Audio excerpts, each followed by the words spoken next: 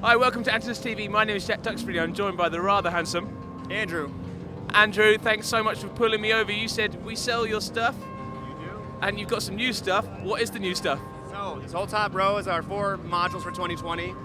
So we have a physical modeling voice, a circuit bent audio buffer, a spectral reverb, and a ratcheting envelope generator. All words that excite me. Let's go through it. All right, so right off the bat, we're gonna start with a data bender. It's basically takes all the ways audio equipment can break and fail and do all these nasty things that you hate at the time, but are really great if you had musical control over them. So I'll just dive right in with the features. You have a 5-minute stereo audio buffer, which you can control with the time and the repeats knobs. So as we bring up time, the buffer size is gonna get smaller, and the repeats knob is going to set, essentially it's gonna have the buffer size. So just with these 2 knobs, you can already get some pretty crazy sounds. Where it gets really exciting though is the bend, break, and corrupt features. So these each mimic a specific type of failure of an audio device. So bend is gonna be like an old tape machine. It's gonna play backwards, forwards. It's gonna pitch shift it up or down. And what you might notice is the stereo field. So it's true stereo. You have 1 processor for each channel. Just creates this really beautiful spread. The knob beneath it's going to be the intensity knob, so it's going to be sort of like chaos, the amount of processing that's going to happen. Next to that we have the break control, and what this is going to be is like a skipping CD or a scratched record. It's going to take your playhead and just disjointedly move it around. So you'll start to get some stuttering and glitching.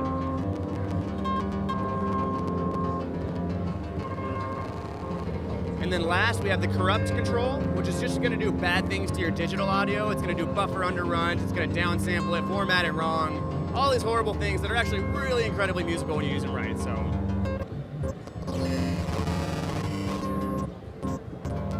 what's really cool, once you get all... Andrew, this is exactly what I like. I bought a mood pedal recently for my guitar, and I love all of this stuff, man. So we got that, and freeze. Yeah, so freeze is a control we put on a lot of our modules just so that you can stay where you are without moving forward, because there's a lot of randomness involved, and so freeze just locks your current buffer and you can keep processing it, warping it without feeding new data into it. So once you hit freeze, it's locked, you can pull your inputs out, and your audio's still gonna be in there. It's really handy for performing. So it reminds me of the old Lexicon prime time with the freeze. So that's the data bender. What else do you want to show off? We could show the Surface, which you've already been listening to the whole time. This is our multi-timbral physical modeling voice. What's really cool about it is you're not just restricted to one type of physical modeling, you have a range of algorithms that you can access. So right now we have our plug string model where you're gonna get guitar sounds, bass sounds. It's basically a Karpla Strong algorithm. As you bring this up, we're gonna get our mallet section. It's just like vibes and marimbas, things like that. Next we have our kick drum or tom-tom model where you're gonna get tuned drums, but there's no noise element to it. And then lastly, a tuned snare drum. Another unique thing about it is that you can have up to 8 voice polyphony, so you can have 8 active voices at a time. So if we bring up to K, even better, you can trigger the voices can come from any algorithm. So right now it sounds like we have 4 modules or more operating, but we'll really have 1 module doing it, right? So it's, fairly exciting. And of course, each algorithm has its own specific tone controls, which will do filtering or change the, essentially the mallet type you're hitting it with, or the size of the instrument, things of that nature. Just really powerful timbral controls. Wow, I love physical modeling. I always lusted after the old Yamaha, like VL1s and stuff like that. This seems such a great way to get into it. What next? So the Aurora is our spectral reverb. And what's really cool about it is you can achieve just a lush, beautiful reverb sound, but it also has a phase vocoder, allowing for all these spectral warping and transformations of the audio. So I'll just bring up our dry wet here. You'll hear that lush algorithm that I was talking about. And what's really cool is when you bring time all the way to its maximum setting, you have an infinite feedback. So it's just gonna reverberate forever even if you have no input.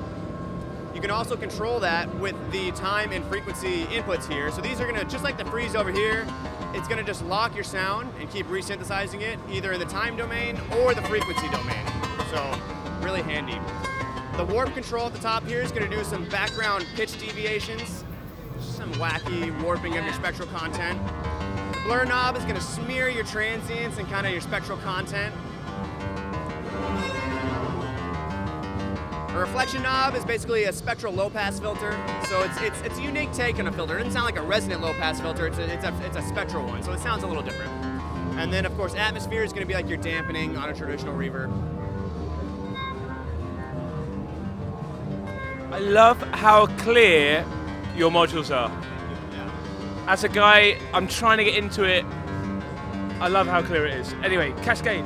So Cascade's a ratcheting envelope generator. What's really cool about it is it takes the idea of burst generation and it brings it into the envelope world so you can get CV with it. So right off the bat, what's really cool is you can treat it as a 80 envelope in its most default state.